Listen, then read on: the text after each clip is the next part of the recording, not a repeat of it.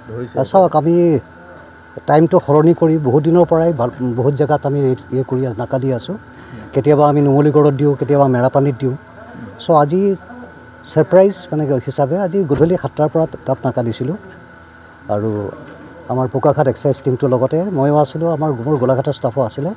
তো ছাডেনলি এটা গাড়ী এনেকুৱা ছাছপেক্ট হওঁতে আমি দেখিলোঁ তাৰ মানে চালানটো আছে চিমেণ্টৰ, তাৰ পিছফালটো মানে বহুত মানে মাজৰ জেগাটো হলো চাউণ্ড এটা হৈছে, যাৰ কাৰণে আমাৰ সন্দেহ হ'ল।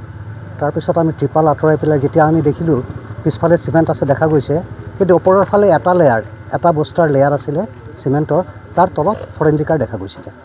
তেতিয়া আমি ৰাতি হৈ গৈছে বুলি আমি খালী কৰা নাই, চেম্পল ওলাই পেলাই চালোঁ, যিহেতু অৰুণাচলৰ উলবক ৰাম আছিলে। চ' চিন্স আজি ৰাতি হৈছে, আমি গাড়ীখন আজি কাৰণে ইয়াতে ৰাখিম আৰু লগতে ড্ৰাইভাৰজনক মেডিকেল কৰি পেলাই ৰাতি লকআপত ৰখাৰ ব্যৱস্থা কৰা হ'ব। ৰাতিপুৱা আমি খালী কৰি পেলাই বিতংখিনি আমি কিমান কোৱান্টিটি আছে এইটো একো গম পোৱা নাই, কিয়নো যেতিয়ালৈকে আমি কোৱান্টিটি গম নাপাওঁ আমি একো ক'ব নোৱাৰিম। ঠিক আছে, কিন্তু অপাৰেশ্যন ছাকচেছফুল। আমাৰ বহুত দিনৰ পৰা আমাৰ সন্দেহ আছিলে কি এই ৰুটেদি মানে মাল গৈ থাকিব পাৰে, যদিও প্ৰেফাৰ্ড ৰুট আমি ডবকা ৰুট বুলি আমি জানিছিলোঁ।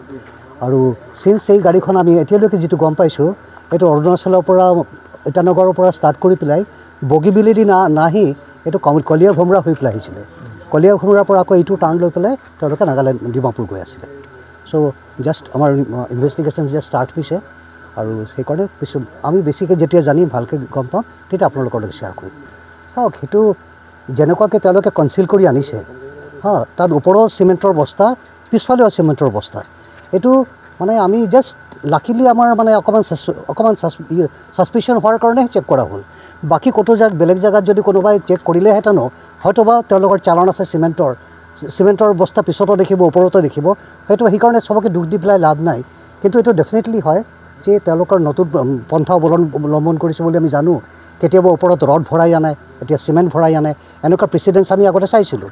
চ' চিন্স এইটো চিমেণ্টৰ বস্তা বুলি দেখিলোঁ, সেইকাৰণে আমাৰ সন্দেহ হ'ল, সেইকাৰণে আমি চেক কৰোঁতে এইটো পাই যোৱা হ'ল।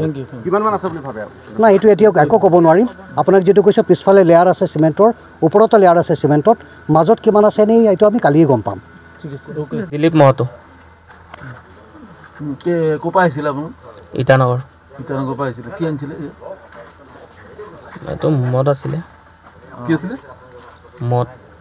আৰু চিমেণ্ট আছে? চিমেণ্ট। চিমেণ্টৰ গাড়ীত আপোনালোকে মদ লৈ আহিছে? বোকাখাট এক্সাইজে ধৰিলে? ছাৰ। নুমলীগড় ন? কিমান মদ আছিলে এইটো গম পায় নেকি? নাপাওঁ। কোনে আনিছিলে? মালিক কোন? মালিকেতো কথা পাতিছোঁ, কিন্তু মালিকক ইমান ভালকৈ চিনি নাপাওঁ আমি। কি নাম? ৰাজু নেকি? ৰাজু।